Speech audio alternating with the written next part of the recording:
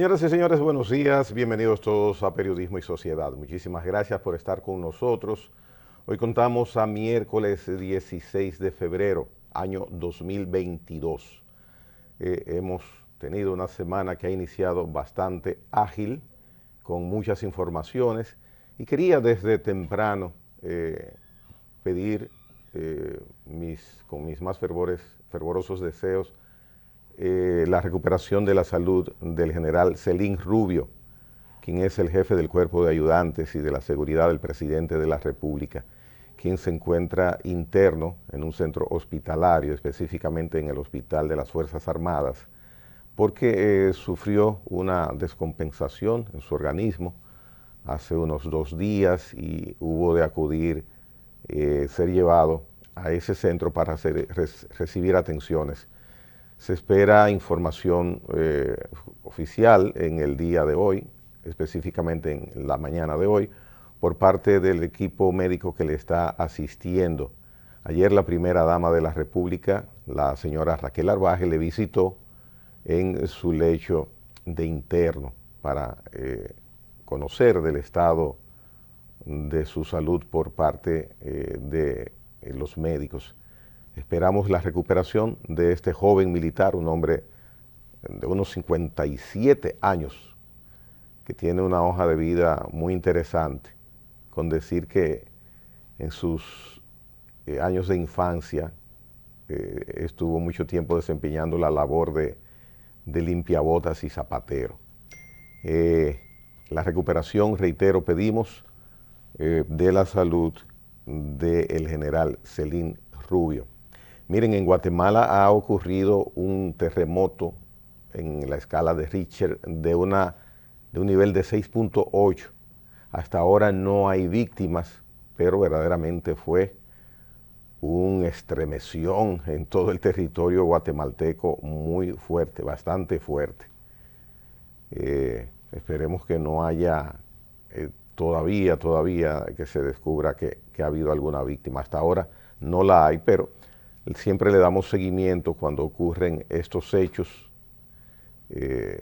porque hemos tenido y hemos sido testigos de lo que ha pasado en Haití en diferentes ocasiones, y nuestro territorio está conformado de manera tal que los expertos en sismología pues han indicado en reiteradas ocasiones que nosotros tenemos la posibilidad de sufrir una situación parecida a la de los vecinos hermanos haitianos.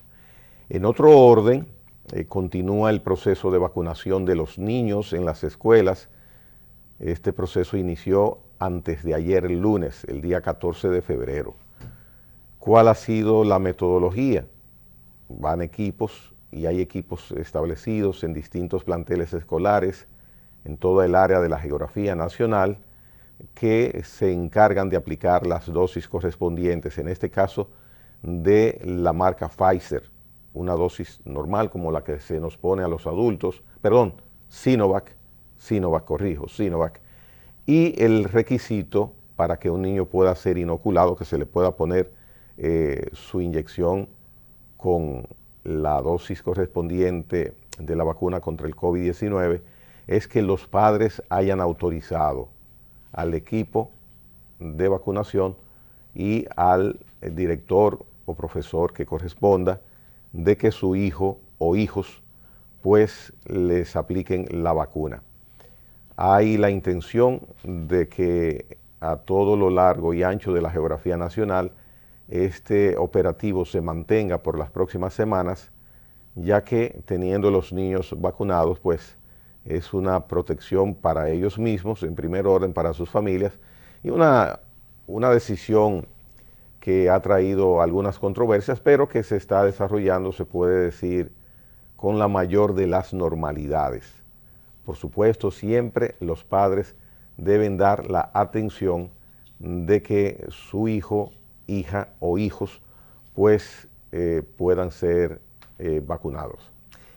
En otro orden, vimos hace ya 2 semanas un hecho trágico que ocurrió en la cárcel de La Victoria, donde murieron 3 reclusos. Esta situación produjo que la Procuraduría General de la República solicitara la intervención de las Fuerzas Armadas, de un equipo élite de las Fuerzas Armadas, y que procediera a decomisar cuantos objetos y artículos incorrectamente en posesión de los reclusos, de los internos, se encontraban en ese recinto que está atestado y con una sobrepoblación que uno, si se pone a hacer los cálculos de la capacidad del recinto, uno ni se lo imagina, cómo pueden haber más de 7,000 seres humanos confinados en un área que está habilitada para 1,200 personas. Pues esa es la situación de ese recinto y eso viene ocurriendo hace años viene ocurriendo. Traigo el hecho a colación, aunque ocurrió ya hace, como dije, varias semanas, porque cuando se hace la inspección por parte del equipo de las Fuerzas Armadas, se encontró todo tipo de artículo imaginable o inimaginable, empezando por las cámaras, alrededor de 100 cámaras de vigilancia que estaban distribuidas y colocadas en distintas áreas de la cárcel de la Victoria, y que bueno, si eran cámaras de vigilancia es lo que procede y lo normal que estén ubicadas para seguridad del recinto, y más cuando hay una exageración de personas mal conviviendo allí. Lamentablemente, esa no es la verdad de la historia, y ya ustedes conocen que esas cámaras eran controladas por uno de los reclusos. O sea, el área de seguridad, de vigilancia técnica, que no era de vigilancia para las autoridades, sino para el engranaje de negocios que allí ha existido durante decenas de años, pues esa fue la realidad. Entonces, traigo esto a colación porque ni el resultado de 3 reclusos fallecidos trajo responsabilidad alguna, porque ahí hubo fallecidos que se produjeron por parte de los mismos reclusos con armas de fuego, se encontraron armas de fuego, se encontraron drogas, todo tipo de herramientas ilegales, y el hecho de que esas cámaras no fueran del control de las autoridades, pero que estaban a la vista de las autoridades, tampoco ha traído ningún tipo de corrección ni de imputación a quienes tienen la responsabilidad de velar por el buen funcionamiento de esa institución, de ese recinto carcelario. No ha pasado nada. Y lo dije el día que comentamos aquí, Licho y yo, el tema. Digo, va a pasar esto como pasa con otros temas, que sucede el hecho, sin embargo, no repercute el régimen de consecuencias. O sea, no hay sanciones. No ha habido ninguna sanción que públicamente se conozca. Si la hay, deben darla a conocer las autoridades. Una investigación, como siempre, y se está investigando, si uno vuelve a preguntar, o se está preparando un informe, esa sería la respuesta que recibiríamos. Entonces, cuando una sociedad permanece con esas dolencias, las esperanzas muchas veces de que las cosas cambien se ponen en dudas, porque ¿cómo uno puede explicarse de manera razonable que en una institución donde la característica es que el que vive en ese lugar está privado de libertad y que esa persona no tiene derecho a recibir equipos celulares, no tiene derecho a recibir computadoras, no tiene derecho a instalar un aire acondicionado, porque eso debe ser la parte institucional, cómo funcione? Si a todas las celdas le colocan las autoridades aires acondicionados, entonces eso es loable. Ojalá fuese así, porque hay demasiadas personas ahí, pero no, es que se hace sin autorización. Claro, hay una autorización subyacente, una autorización de mirar para los lados e ignorar que eso está sucediendo, como otras otros artículos y otras situaciones que se producen que las autoridades miran para un lado. Entonces, hay buenas intenciones por parte de las autoridades. Pienso que siempre ha habido buenas intenciones por parte de las autoridades de corregir esas situaciones, pero se ha quedado en buenas intenciones. Y cuando usted tiene una responsabilidad y no la cumple, usted tiene que responder por ese incumplimiento, mucho más cuando se es servidor público, cuando se es servidor del Estado, que hay una rendición de cuentas que la sociedad espera. Hay unos resultados que como sociedad nosotros necesitamos que se cumplan para que las cosas se vayan corrigiendo. Y lamentablemente lo más triste del caso es, por supuesto, que hay 3 seres humanos que por la razón que fueran estaban en ese lugar. No conozco el dato si estaban condenados, pero son seres humanos, condenados, culpables, no importa, seres humanos, de igual valor que yo, que aquel que está aquí, que todos los que tenemos libertad. Ser humano es ser humano, no importa la condición en la cual transitoriamente pueda encontrarse. Sin embargo, esas muertes no tienen sanción, no tienen sanción. Y como en un recinto carcelario se entiende que alguien puede morir producto de la utilización de armas de fuego. Bueno, son de las cosas que pasan. Miren, hay otro tema que es el de la salud. Usualmente pues ustedes han visto, toco la parte de la incidencia de los contagios del COVID aquí en República Dominicana. Hemos visto, por suerte, una tendencia a la baja. Ya las personas que están con ventiladores, que es la fase más crítica de una persona que pueda haber sido contagiada con COVID y previamente ha sido entonces llevada a un hospital, a una clínica, cuidados intensivos, y luego ahí viene la fase difícil, la peor fase, que es la de la ventilación, la de la intubación. Pues solamente ayer, en el día donde se dio el último reporte por parte de las autoridades de salud, había bajado a 52 personas en esta situación. Lamentamos, por supuesto, que haya una sola, pero si tomamos en cuenta que hace unas semanas era prácticamente el triple, porque estaba alrededor de 150 personas con ventiladores aplicados, y ya en el día de ayer se había reducido a esa cifra de 52. Entonces eso hace que su esperanza crezca de que las cosas van a seguir mejorando en ese aspecto. Y como vemos una tendencia a la baja de los contagios, pues qué bueno que está sucediendo así. Ya de 40,000 y tantos activos, personas que estaban contagiados con el virus, en un momento dado, hace alrededor de 3, 4 semanas, andamos por los 4,000 y tantos. Y qué bueno, y sigue bajando.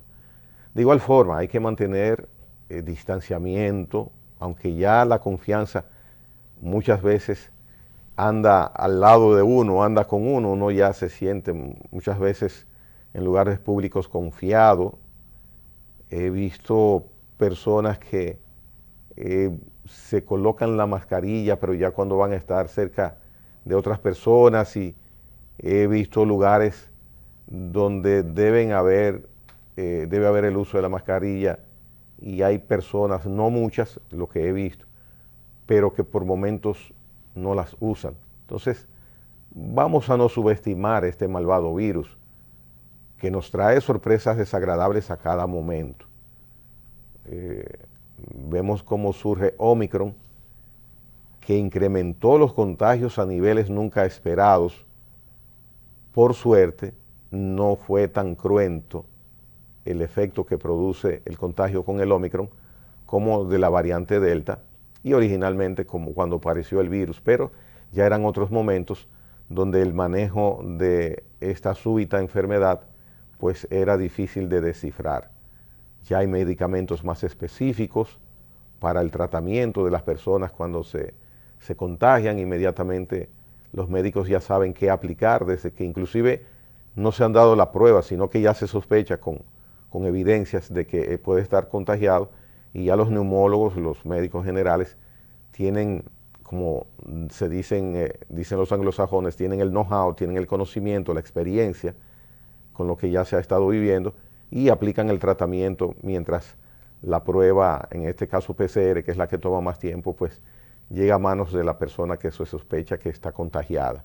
Entonces todo eso, esos factores se han venido sumando y han producido que los contagios de las últimas semanas traigan menos consecuencias fatales. Así que esperemos que esta situación se mantenga. Vamos a hacer la primera pausa comercial y continuamos en breve con Periodismo y Sociedad.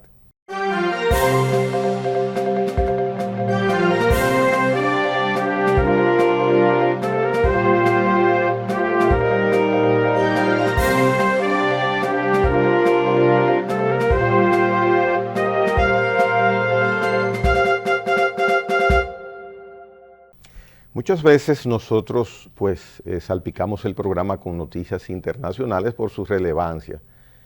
En el día de ayer fue arrestado en Honduras Juan Orlando Hernández. Juan Orlando Hernández fue el presidente de ese país y ha sido capturado. Ahí vemos las imágenes, Gustavo Presto y pendiente, siempre, ha sido arrestado por narcotráfico. Acusaciones de narcotráfico que le hace al expresidente de Honduras el gobierno norteamericano. Es una acusación muy fuerte, muy delicada, y que verdaderamente pues empaña la imagen de esa nación centroamericana, porque el señor Hernández fue el presidente, fue el primero de todos los ciudadanos hondureños durante un periodo. Entonces, afecta la imagen del pueblo hondureño. Habrá que ver el desenlace de esta situación por la cual está pasando el expresidente Juan Orlando Hernández. Ahora hay que tomar en consideración que cuando una acusación de ese tipo es realizada por el gobierno norteamericano, pues debe ponderarse y debe prestársele a la mayor de las atenciones, porque si hay una sociedad institucionalizada de la característica de la sociedad norteamericana que entabla una acción judicial contra una persona, mucho más cuando ha sido mandatario de una nación con la que se tiene relaciones, como es el pueblo norteamericano y el hondureño, una relación de día a día, pues los elementos para formular esta acusación han de tomarse en cuenta. Nadie puede decir que no sea juez y después de haber hecho las funciones reglamentarias, que alguien es culpable si no ha sido determinado por un tribunal. Pero el señor Hernández está en una situación muy difícil con una acusación de esa magnitud por parte del gobierno norteamericano. Miren, hay otro tema ya aquí en República Dominicana que quiero tocar.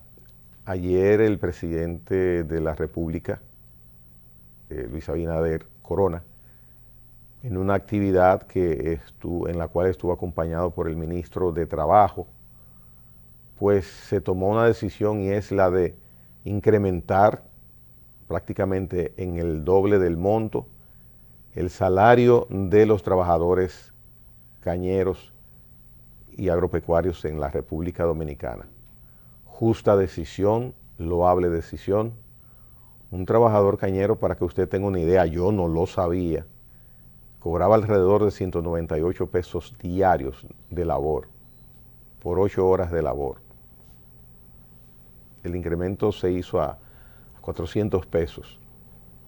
Todavía, por supuesto, pudiera ser más, pero verdaderamente el salto de cómo estaba a cómo está ahora es digno de tomar en consideración para decir que fue una medida positiva, una medida que verdaderamente las personas que van a recibir ese beneficio, sus familias pues podrán dentro del marco de su estilo de vida y de lo que van a recibir adicionalmente ahora, cambiar, vamos a decir, cambiar un poco su manera de existencia, porque van a recibir prácticamente el doble de lo poco que venían recibiendo hasta ahora. Y por algo se empieza y se empezó bien. Reitero, ojalá pueda en un futuro cercano ser más de 400 pesos ese salario del jornal, pero qué bueno que se tomó en consideración este sector que durante tanto tiempo había reclamado esta decisión que en el día de ayer tomó el gobierno, y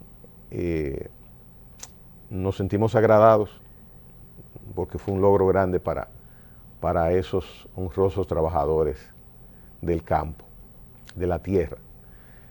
Otro aspecto, hay una información que ya le habíamos dado seguimiento durante las últimas semanas aquí en el programa, y es el caso de INAVIE. Ayer la noticia respecto a esta institución es que fue interrogado por tercera vez el exdirector en esta gestión de gobierno, el señor Cecilio Rodríguez, por parte de las autoridades del Ministerio Público. Recordamos que en 2 ocasiones anteriores ya el exdirector de INAVIE había asistido junto a sus abogados a la sede de la Procuraduría General de la República para ser interrogado.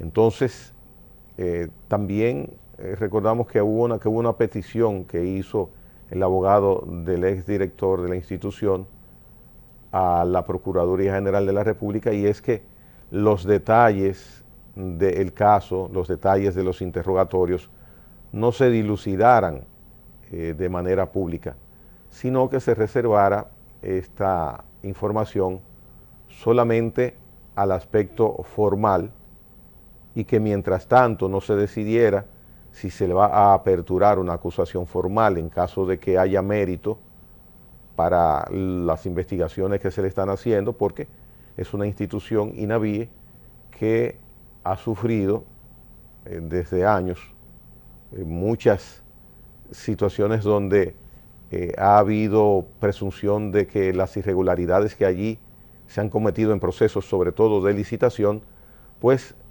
riñen con lo establecido en la Ley de Compras y Contrataciones y por ende con la ley. Pero hasta ahora no ha habido acusación formal en contra del exdirector, y por eso sus abogados solicitaron de que los detalles específicos de la consistencia, de en qué consisten esos interrogatorios y otras informaciones, se queden todavía en manos y en conocimiento y manejo de las partes que hasta ahora están participando en estos interrogatorios, que es Ministerio Público y por supuesto el exdirector de la institución. En este momento el diálogo en el Consejo Económico y Social, que es el anfitrión de coordinar y organizar las mesas de diálogo, pues está activo.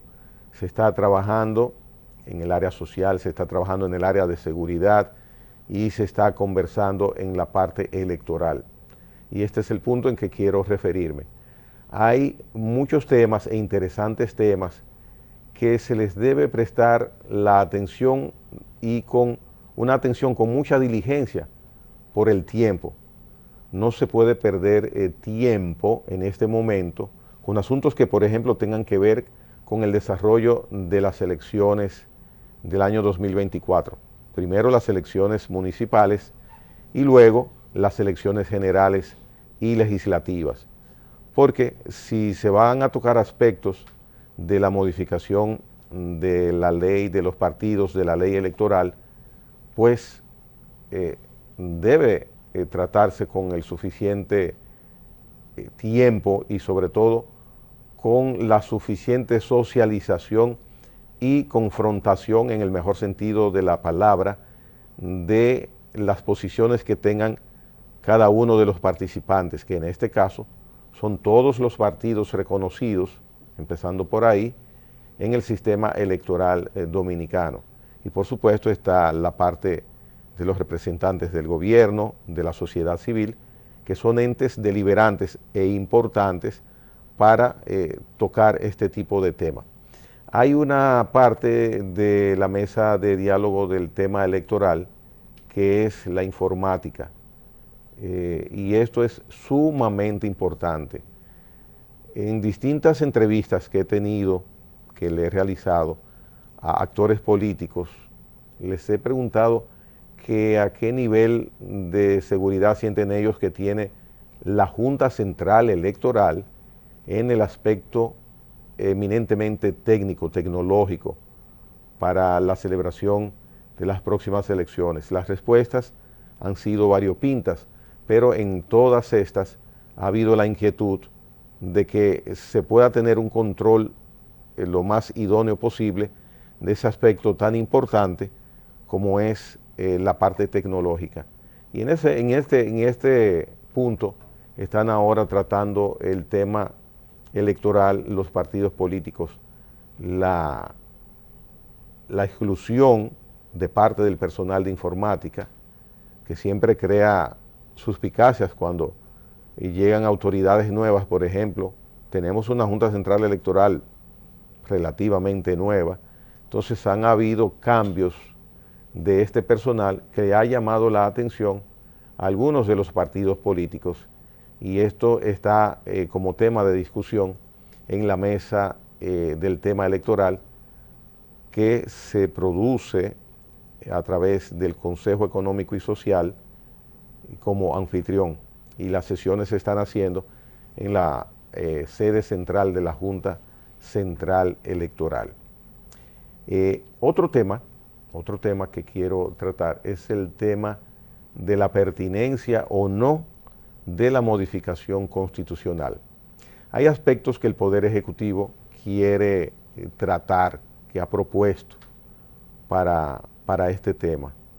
Hay partidos como la Fuerza del Pueblo y el Partido Revolucionario Dominicano que han fijado su posición específica al respecto, y ellos coinciden, estas dos organizaciones, en que no procede y que no es beneficioso ni saludable el momento en que estamos para modificar la Constitución. Quien ha tenido una posición más definida, más abierta, más explicada, porque lo hizo ante periodistas sobre este tema, es el expresidente de la República, doctor Leonel Fernández. Y toco este tema de la posible modificación constitucional porque veremos que será agenda de los temas a tratar, sobre todo del área política, en los próximos días y quizá en las próximas semanas. Siempre que hay intención de hacer una modificación constitucional, se tienen algunos puntos específicos como referencia e indicativo. Se habla de modificar un punto determinado o determinados puntos de la Constitución de la República, y esa es la intención de quienes motorizan la propuesta de modificación. Pero ¿qué pasa? Otros sectores, cuando se abre esa posibilidad, dicen, bueno, se está mencionando que se van a modificar tres aspectos, por ponerlo de ejemplo, 3 puntos específicos de la Constitución, pero una vez se inicien las sesiones congresionales para modificar, hacer el proceso técnico, burocrático de la modificación, ya cualquier punto por alguno de los constituyentes puede ser presentado y debe ser ponderado y puesto en agenda para decidir si se modifica o no. O sea, si yo digo que quiero modificar la Constitución para que haya una proporción de que en lugar de un 50+1 del triunfo de un partido en primera vuelta sea un 40+1, por ejemplo, y solamente se tocaría ese punto, pero ya cuando se abre la sesión, yo puedo presentar diferentes mociones.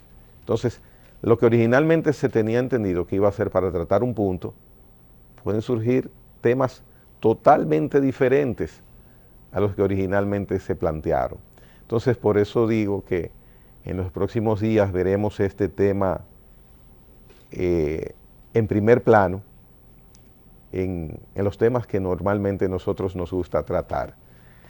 Vamos a hacer la segunda y última pausa, vamos a comerciales, para que el resto del programa lo utilicemos conversando con Manuel Núñez, historiador dominicano, un hombre de mucha capacidad, sobre todo para tratar temas relacionados con la situación de nosotros y Haití y otros aspectos de la historia que vamos a tratar con el historiador Manuel Núñez al regresar de la pausa comercial.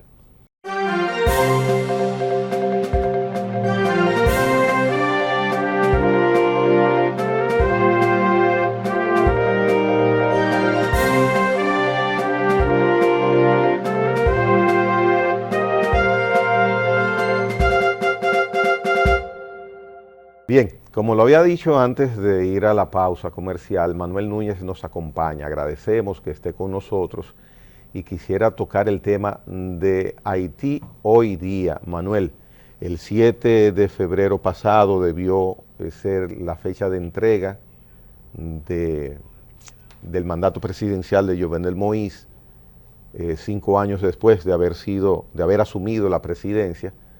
Entonces está el señor Henry haciendo las funciones de presidente, primer ministro, y entonces ahora ya que terminó esa fecha, pasó esa fecha, ¿cuál es la situación legal? ¿Hay un limbo?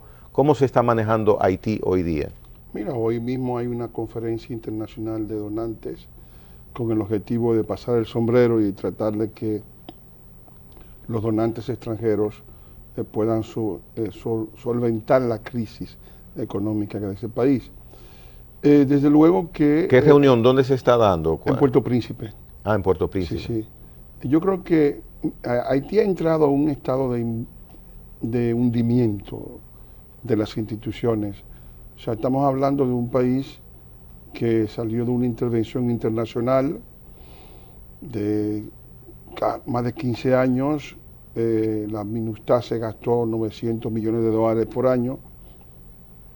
No pudo desarmar a la población, al parecer, porque tan pronto se fue la MINUSTAH, surgieron las bandas. Las bandas fueron alentadas tanto por el presidente Martelly como el presidente Moïse. Y ahora el país, el Estado haitiano ha desaparecido, porque ¿qué es lo que es el Estado? El Estado es el monopolio de la violencia y el suministro de servicios. Y el Estado haitiano no da servicio de salud a su población, apenas quizás un 8% de la población tiene ese servicio suministrado por el Estado. No provee servicios de educación, menos del 10% de los estudiantes estudian en educación pública, lo que estudian, ¿verdad? Porque luego hay una red de educación privada que deja mucho que desear, igualmente muy empobrecida. No provee seguridad, o sea, la policía no es suficiente. Una parte de la policía se han pasado a las bandas. Uno de los jefes de banda, Barbecue, era un agente de policía, con lo cual te da una medida de todo. Y las bandas tienen el control del monopolio de la violencia, con lo cual evidentemente ninguna medida del gobierno, que es un gobierno decorativo, puede ser aplicada, ni aceptada, ni acatada. No hay tampoco servicios de justicia, o sea que los elementos básicos del Estado regaliano, del Estado de Westfalia, como algunos le llaman, el Poder Ejecutivo, el Poder Legislativo y el Poder Judicial no existen. Entonces, frente a eso, lo que se plantea es una intervención internacional que restablezca primero el Estado de Derecho para que pueda haber un comercio y una actividad económica aceptable que lleve la prosperidad al pueblo haitiano, pero no la hay tampoco porque evidentemente las fuerzas políticas que están en liza, que están compitiendo, no se ponen de acuerdo. Estamos hablando de un país donde todo el liderazgo político está muy desmigajado, que tiene alrededor de unos 190 partidos reconocidos. En la última elección hubo alrededor de unos 50 y tantos candidatos presidenciales. Es decir que no hay unas condiciones favorables para que haya una situación halagüeña que se pueda decir, bueno, ese país va a mejorar. Lo que ha habido son continuas demostraciones de que el país se está cada vez más hundiendo más, y entre las preocupaciones nuestras está, como dominicanos, que somos los primeros, las primeras víctimas del hundimiento de ese Estado, porque una gran parte de esa población se ha derramado sin ningún tipo de consideración hacia la República Dominicana, ha desnacionalizado el empleo en la construcción, el empleo en la agricultura, está llenando los hospitales, ha captado, cooptado, secuestrado prácticamente todos los hogares infantiles, se está derramando en las escuelas y amenaza con destruir todos los progresos en la educación, en el empleo, en la salud que la República Dominicana ha logrado en los últimos 50 años. Y en los hogares infantiles también hay participación, hay permanencia de niños. No conocía eso. Los hogares infantiles están llenos de haitianos, es decir, de hecho no hay espacio para la orfandad dominicana. Eso es sumamente, porque además hay todo esto, hay una serie de demagogia, la UNICEF, una serie de ONGs que plantean, bueno, que los haitianos tienen derecho. Efectivamente, yo creo que tienen derecho. Ellos tienen derecho a la salud, tienen derecho a la educación, tienen derecho a tener documentos de identidad, tienen derecho al empleo. Por esos derechos, a quien tienen que reclamárselo es al Estado haitiano. Sí, porque en la práctica, no arrebatárselo al dominicano. En la práctica se convierte que algunos servicios, en lugar de ellos buscarlo allá, lamentablemente no lo tienen, evidentemente, o no en las mejores condiciones, pero donde utilizan los servicios es aquí, y nosotros no podemos cargar, lo ha dicho el presidente, o sea, lo ha dicho todo el mundo, no podemos cargar con esa carga tan pesada. No, pero además es una situación insólita, porque primero la República Dominicana no es un derecho humano de los haitianos, es un país con su población, con sus problemas y con sus preocupaciones. Nosotros como país hemos sido condenados en 3 ocasiones por la CIDH. Fuimos condenados por el caso de las niñas Jan y Busicó. La primera vez, desde que el gobierno del presidente Fernández quitó el escudo protector, ¿no?, que era la reserva que tenía el Estado Dominicano para hacer intervenir a organismos internacionales dentro de su sistema jurídico, aunque reconociera la Corte, el gobierno de Balaguer nunca hizo ese tipo de autorización.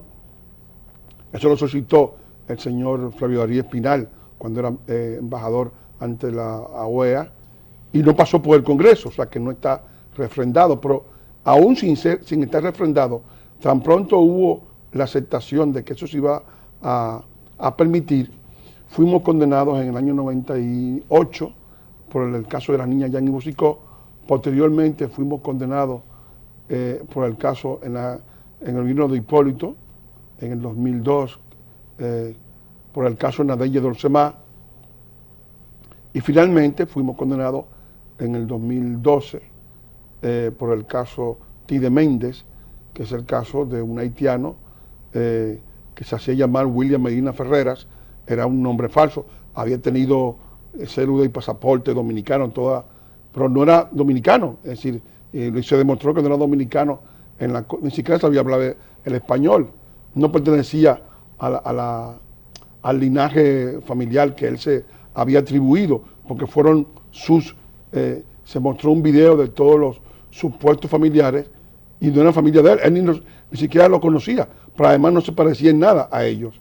Y entonces cuando se le dijo, mire, usted conoce a un haitiano llamado Whitney Young, él dijo, sí, yo lo conozco, un haitiano muy ordinario él, y yo soy más fino, es decir, una cosa totalmente absurda, grotesco, ¿no? Es decir, aquello era algo de película de ficción, ¿no? ¿Y que fue deportado él de aquí? No, él no fue deportado.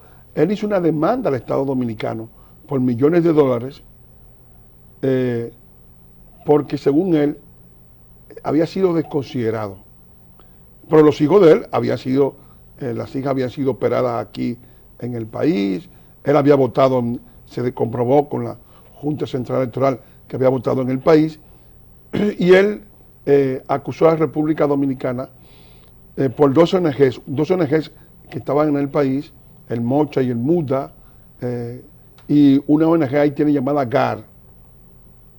Pero el caso era tan insólito para el país, de una tal proporción en lo que respecta a la desconsideración en nuestro país, que el caso ni siquiera se ventiló en los tribunales dominicanos, y los acuerdos internacionales prevén que los organismos internacionales a los cuales la República Dominicana está suscrita deben ser subsidiarios, no suplantar la legislación nacional. Y prácticamente lo que se planteaba era la suplantación de la legislación nacional al meter un caso que nunca había entrado en la legislación local, que no se había ventilado, porque se supone que si la persona va a la legislación internacional es porque la legislación nacional se pronunció al respecto. Se pronunció de una forma desfavorable, y entonces tú vas a otra corte, apelación. En apelación. Pero aquí no, aquí se fue directamente a acusar a la República Dominicana de eso, y a pesar de haber demostrado de que el individuo era un haitiano visceral, pues fuimos condenados como quiera. O sea, es decir, que no hubo ningún tipo de posibilidad. ¿Por qué? Porque son cortes que están manejadas por ONGs. El presidente de la corte, un peruano, Diego Sayán, era del Partido Comunista Peruano de toda la vida, ¿no? Y tenía ya su predilección y su asunto, y entonces ellos plantean que el haitiano es el sujeto revolucionario dentro de la metodología de izquierdas, y que ese sujeto revolucionario debe ser el favorecido en la corte. Dos temas. Uno, la decisión de las autoridades de postergar, de posponer la aplicación de entrega del documento denominado habitante fronterizo. Y segundo, para ganar tiempo, la situación de Haití. ¿Se prevé una conformación de algún mecanismo para buscar fecha para posibles elecciones, o hay temas anteriores a ese que hay que resolver en Haití? Yo creo, vamos por el primero, que es el dominicano, ¿verdad? Yo pienso que es bueno que el presidente tome en cuenta de que no se puede tener una población flotante de miles de haitianos con autorización a radicarse en el territorio dominicano, porque tan pronto tengan un papel dominicano, se pueden ir a Higüey, porque o sea, ¿cómo tú le puedes pedir a una persona que tiene un papel oficial de habitante fronterizo de desplazarse en el territorio nacional? Pero además, la gente cree que el problema haitiano es la ilegalidad. No, el problema haitiano es los haitianos en total, los legales y los ilegales, porque tampoco vamos a tener la circunstancia de que los legales deben usufructuar permanentemente los empleos, los hospitales y las escuelas de los dominicanos, porque esa no es la situación. Es decir, es que hay una cantidad tolerable en el país y hay una que resulta intolerable, que rompe todos los umbrales de tolerancia.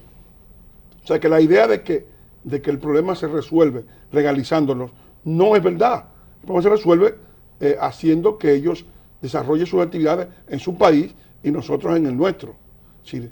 En cuanto al problema que planteas de si hay una solución, mira, ahora mismo no hay solución, hay una lucha entre ellos mismos. El primero, porque no hay Estado, allí no hay ningún Estado. O sea, lo que se haga es un poco decorativo. Son autoridades, no hay Congreso, no hay Senado, no hay justicia y no hay autoridad. Que es lo peor. Que se pueda aplicar en los sitios. O sea, no hay una autoridad que pueda decir, vamos a hacer esto, y no hay convocatoria, no hay mediador. Si la autoridad, por ejemplo... No hay mediador allá. No hay mediador. Si la autoridad se va a uno de los lugares donde mandan las bandas, al norte, donde está Martizán, o a la Croix de Bouquet, donde está la banda de Mont Saint-Jour, pues lo pueden secuestrar y seguir por ello un rescate. Así que no hay dominio del espacio terrestre. O sea, unas autoridades que no dominan el espacio marítimo, o sea que pueden entrar, y de hecho ocurre muy a menudo, lanchas del narcotráfico, pueden entrar bandas del crimen organizado, que no dominen el espacio aéreo, o sea que pueden entrar naves de cualquier lugar sin ningún tipo de control, y que no domine tampoco el espacio terrestre, o sea que no tiene control de los desplazamientos internos del país, no puede decidir nada. Hay una situación formal porque existe un único elemento que le da pie a ese Estado, que es el reconocimiento internacional que las embajadas, los gobiernos tienen de una supuesta autoridad que está allí. Pero también ellos mismos la han saboteado porque han planteado la existencia de un nuevo gobierno, de un segundo presidente, porque hay una lucha por repartirse esos mandos precarios, pero no son mandos que tengan una importancia. Y yo pienso que la única posibilidad es que una intervención internacional pueda imponer la agenda, porque actualmente, aunque muchos de los personajes plantean que una cumbre entre ellos, una cumbre entre la oposición y Ariel Henry, llevaría a la suspensión de hostilidades y a ponerse de acuerdo en un calendario, nada dice que los elementos que están detrás, o sea, los que tienen un mayor apoyo, que son Martelly y Lamotte, puedan controlar las bandas, porque las bandas inicialmente han obedecido a ellos, pero ya se han autonomizado, o sea que ya no hay ninguna posibilidad. Es menester una intervención que haga una cirugía mayor y que pueda decidir una agenda política. Bueno, como hemos visto, de acuerdo a la explicación que nos da Manuel Núñez hoy día, la situación de Haití continúa complicada. Esperar que un rayo de luz, quizás divino, aparezca y pueda ayudarles a desenvolver esa situación que durante tantos años pesa sobre ese pueblo y que nos afecta directamente a nosotros aquí en República Dominicana. Gracias, Manuel, por tu participación en el programa, y a ustedes, amables televidentes, los invitamos a que mañana a las 8 pues estén junto con nosotros. Dios mediante.